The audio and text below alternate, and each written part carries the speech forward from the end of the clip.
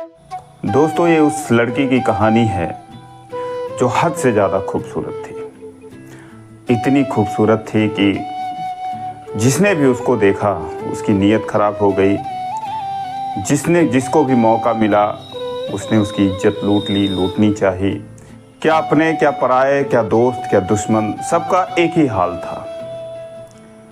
उसकी खूबसूरती को देखकर हर कोई मर जाता था, समझ लीजिए। तो हम उस लड़की की कहानी बताने जा रहे हैं, आप इसको बहुत ध्यान से सुनिएगा। दोस्तों, किसी ज़माने में एक कस्बे में एक सेठ जी रहा करते थे जिनका नाम था रघुबर दास। परिवार में 3 लोग थे, सेठ जी, उनका बड़ा बेटा और उनकी एक बेटी थी 16 साल की जिसका नाम था गौरी। उनकी परचून की दुकान थी, काफ़ी सम्मानित व्यक्ति थे, अच्छी खासी दुकान चलती थी। बड़ा बेटा उनके साथ ही दुकान का काम संभालता था सेठ जी के साथ, और जो लड़की थी वो कस्बे में ही एक स्कूल में पढ़ती थी। वो जिस स्कूल में पढ़ती थी बहुत सारे बच्चे पढ़ते थे उसमें, और उसी स्कूल में एक मौलवी साहब हुआ करते थे जो शिक्षक हुआ करते थे। दोस्तों, लड़की बहुत खूबसूरत थी, दूध जैसी गोरी थी, गहरी आँखें, गुलाबी होठ, कमर तक लंबे बाल। तो दोस्तों, जिस स्कूल में पढ़ती थी उसमें जो टीचर हुआ करते थे मौलवी साहब, उनकी जो नीयत है उस लड़की पर ख़राब हो जाती है। वो उसको बेवजह अपने पास बुलाते हैं, पूछताछ करते हैं, उससे नज़दीकियाँ बढ़ाने की कोशिश करते हैं। लेकिन लड़की बहुत मासूम थी, उसको कुछ समझ में नहीं आता है। तो मौलवी साहब सोचते हैं बहुत सीधी सादी है और ये ऐसे बात नहीं समझेगी। एक दिन मौलवी साहब ने कहा कि तुम छुट्टी होने के बाद रुकना। हुआ ऐसा ही, सारे बच्चे चले गए, स्कूल का गेट बंद हो गया। अब स्कूल में मौलवी साहब और वो लड़की जो है गौरी, वो अकेले रह गए। फिर वो टीचर रूम जो होता है, अध्यापक कक्ष, उसमें गए, कुर्सी पर बैठे, गौरी को बुलाए, उससे बोले अपना बैग रख दो, और पास ही में खड़ा कर लिए। फिर उसके हाथों को धीरे से पकड़े और बोले कि ये जो तुम्हारे हाथ हैं, इन हाथों से तुम बहुत सुंदर लिखती हो। ये कहते हुए उन्होंने धीरे से उसका हाथ चूम लिया। उसके बाद उसके पैरों पर अपना पैर रखते हुए बोले कि जब तुम इन कदमों को स्कूल में रखती हो तो बहुत अच्छा लगता है। उसके बाद वो अपने पैरों से उसके पैर को धीरे धीरे दबाने लगे, सहलाने लगे। उसके बाद फिर उसके सर पर हाथ रखते हुए, उसके बालों से खेलते हुए धीरे धीरे उसके गालों तक अपने हाथ लाकर उसके होठों पर उंगलियां रख देते हैं और कहते हैं कि जब तुम इन होठों से पढ़ती हो या कुछ बोलती हो तो फूल बरसते हैं। अब लड़की ये सब कुछ शर्मा रही है, कुछ सोच रही, हमारी तारीफ कर रहे हैं गुरुजी। उसको इन सब का कोई अनुभव था नहीं, ऐसी हरकत किसी ने करी नहीं थी पहले कभी उसके साथ। लड़कियों से उसने कुछ ज़रूर बातें करते सुनी होगी। उसके बाद वो खड़े हो गए मौलवी साहब, और उसके होठों से उंगलियां हटाते हुए उसको किस करने की कोशिश करने लगे। फिर वो पीछे हट गई। फिर मौलवी साहब आगे बढ़े, कमर से पकड़ लिया, उसको जकड़ लिया कस के, और उसके बाद उसको ज़मीन पर गिरा दिए। बोले कि घबराओ नहीं, ये भी एक पढ़ाई है, ये भी मुझे तुमको पढ़ाना है, अगर पढ़ोगी नहीं तो पास कैसे होगी।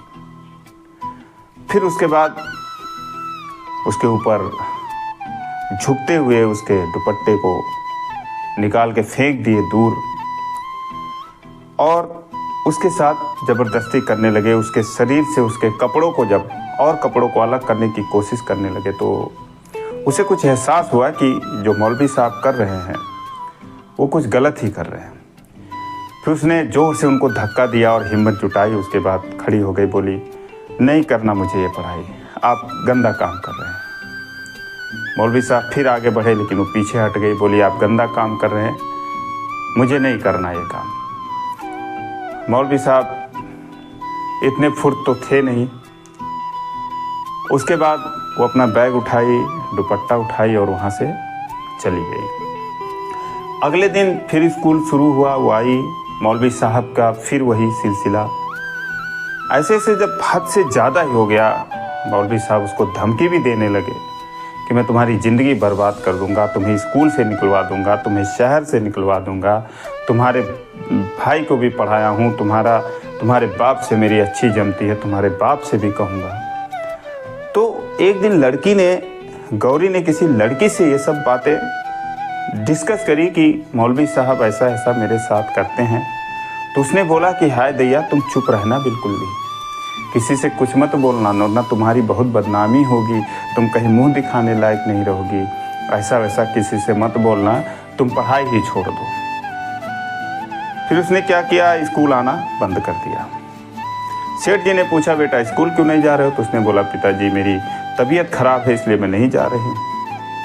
और इधर मौलवी साहब तो बिल्कुल उनके ऊपर हवस से एकदम सवार था, उसकी खूबसूरती के कायल हो चुके थे, शेर के मुंह खून लग चुका था। अब वो सोच रहे कि जैसे तैसे इसका जो है हासिल करना ही है मुझे, और नहीं कर पाऊंगा तो इसको किसी काम का नहीं छोड़ूंगा। एक दिन वो पहुंच गए सेठ जी के घर। सेठ जी दुकान में थे, मौलवी साहब को देखे, बोले रे मौलवी साहब आए, बोले बैठिए। तो बैठे मौलवी साहब बोले कि गौरी स्कूल क्यों नहीं आती? उन्होंने बोला पता नहीं, बोलती है तबीयत खराब है। तो बोलते हैं बुला दो। गौरी को बुलाए और खुद चले गए, क्योंकि व्यस्त आदमी थे, उनके दुकान पे हमेशा 10-5 लोग खड़े रहते थे। बोले ठीक है मैं अभी आता हूँ। गौरी आए, उनके पास खड़ी हुई, बोले कि कब तक भागोगी तुम? मेरा कहा मान लो वरना बहुत पछताओगी। वो बोली कि मुझे नहीं पढ़ाई करना, मुझे स्कूल नहीं आना, आप चले जाओ यहाँ से। इतना कह के वो चली गई। फिर सेठ जी को ध्यान आया, अरे मौलवी साहब बैठे, उनको चाय पानी भी पिलाना है। आए, बोले कि हाँ क्या हुआ मौलवी साहब, गौरी का क्या हुआ? चली गई? बोले हाँ वो चली गई। वो लटका के बैठे थे। फिर वो बोले सेठ जी मुझे आपसे एक बात करनी है। बोले बताइए।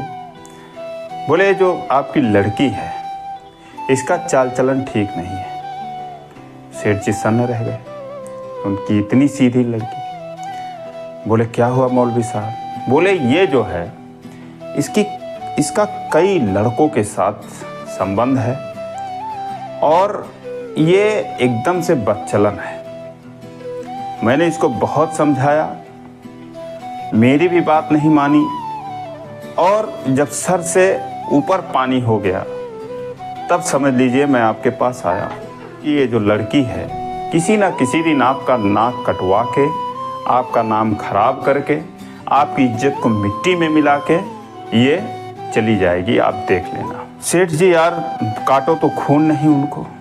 बोले मौलवी साहब मेरे समझ में नहीं आ रहा, अब मैं क्या करूं?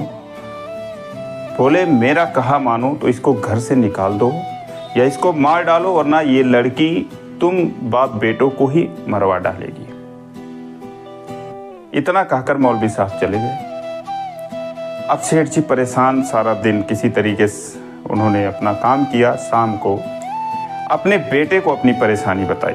बोली देखो बेटा, अगर ये रहेगी तो ये समझ लीजिए कि हमारी इज्जत जो है वो मिट्टी में मिल जाएगी और हम दोनों कहीं मुंह दिखाने लायक नहीं रहेंगे। उस ज़माने में दोस्तों ये सब जो बातें हैं बहुत बड़ी बात होती थी। आदमी अपनी जान दे देता था लेकिन अपनी इज्जत नहीं गंवाने देता था। तो उन लोगों ने प्लान बनाया कि 2-4 दिन घूमने के बहाने इसको कहीं ले चलते हैं और वहीं किसी नदी नाले में कहीं भी इसको धक्का दे देंगे और आकर बोल देंगे अपने शहर में, कस्बे में, गांव वालों से कि घूमने गई थी, पैर फिसल गया, नदी में गिर गई, चली गई। तो उन लोगों ने प्लान के मुताबिक प्लान बना ही लिया। घूमने निकले गौरी को लेकर। बोले चलो कहीं घूम के आते हैं, तुम्हारी तबीयत जो है वो सही हो जाएगी। फिर घूमते घामते, उनको घूमना तो था नहीं, प्लान कुछ दूसरा था। उनको एक जगह मौका मिला 2-3 दिन बाद, एक जंगल में एक नदी था, वहाँ पर वो लोग रात गुजारे। और आधी रात को जब गौरी गहरी नींद में सो गई, बेटा भी सो गया, सेठ जी को तो नींद आ नहीं रही थी, उठे और अपने बेटे को जगाए और बोले कि बेटा यही वक्त है, इसका गला दबा दो और उसके बाद ले जाके नदी में फेंक दो। मैं तो बाप हूँ, मुझसे मारा नहीं जाएगा, मैं इसको बहुत प्यार करता था। मैं जाके कुछ दूरी पर खड़ा रहता हूँ, 1-2 किलोमीटर दूरी पर, तुम जो है इसको मार के उसके बाद आ जाओ। सेठ जी चले गए। लड़के ने ऐसा ही किया, उठा और उसका गला दबाने जा रहा था। फिर सोचा अच्छा एक बार इसको बता दूं मैं कि इसे मार क्यों रहा हूँ। फिर वो जगाया, बोला कि देख तूने ये काम किया है, तुझे हम मारने आए हैं और पिताजी ने कहा है कि इसको मार डालो, नहीं तो ये हम दोनों को मार डालेगी।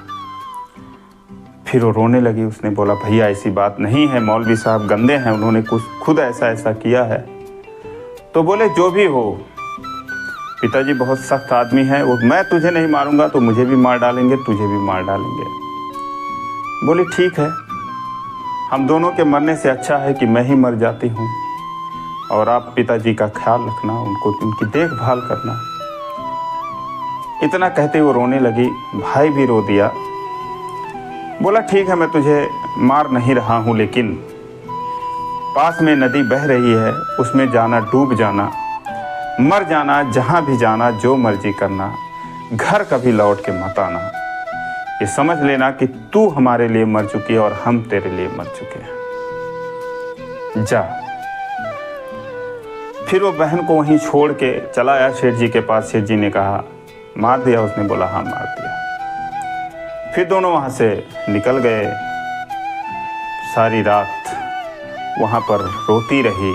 सुबह हुआ, देख रही है जंगल में कहाँ जाए, ऐसी जगह टिके ही थे वो लोग।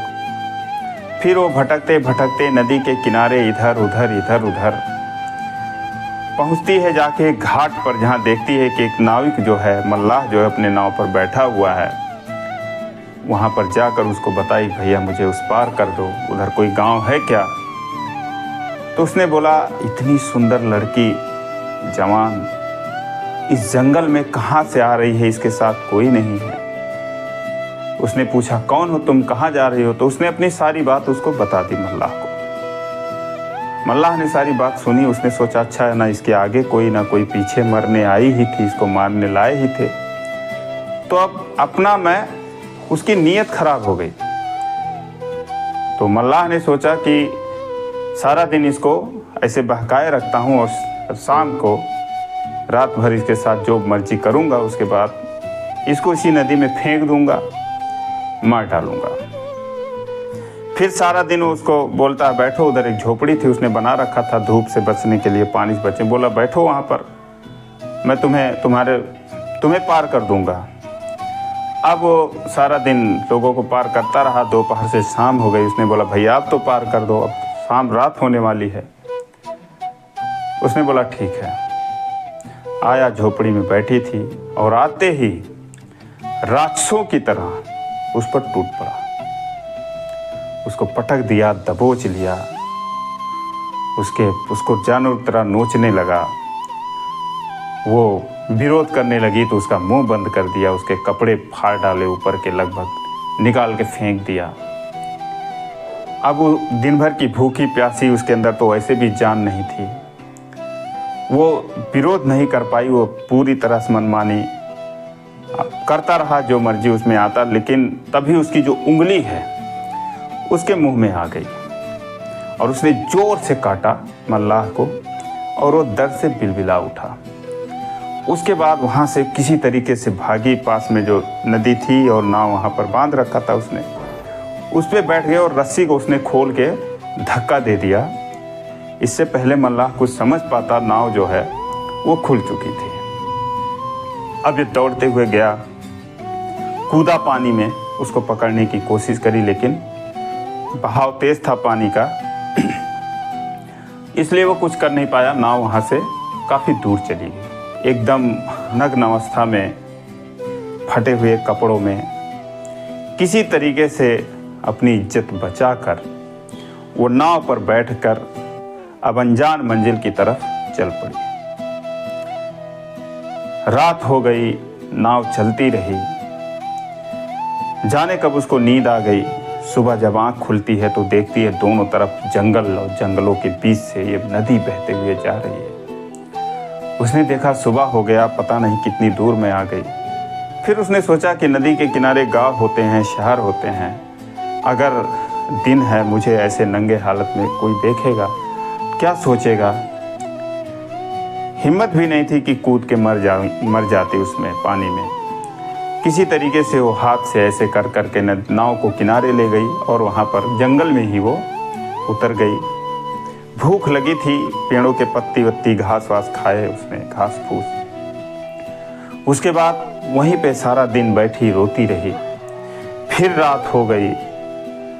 कुछ दूर जाती तो देखती कहीं कोई नहीं। सोच रही थी कोई लकड़ी वकड़ी तोड़ने वाली औरतें कोई आती, उनसे अपनी आप बीती सुनाती, उनसे कपड़े उपड़े मिल जाते तन ढकने के लिए, लेकिन कोई मिला नहीं। जंगल काफ़ी बड़ा था, उसका अंत नहीं था, अता पता नहीं था कितना बड़ा है।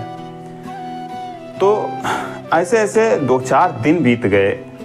रात को जंगली जानवर आते, नदी के किनारे पानी पीते, पेड़ पर वो चढ़ जाती और बहुत बुरे हालत में रो रो कर उसने ये दिन काटे। एक दिन वो पानी पी रही थी और देखा कि पास में एक घोड़ा भी पानी पी रहा था कुछ दूरी पर। उधर देखती है तो देखती है कि उसके पास पीछे से एक युवक आ रहा है जो घोड़े के पीठ पर अपना हाथ रख रहा है। उसको देख के वो डर गई, छुप गई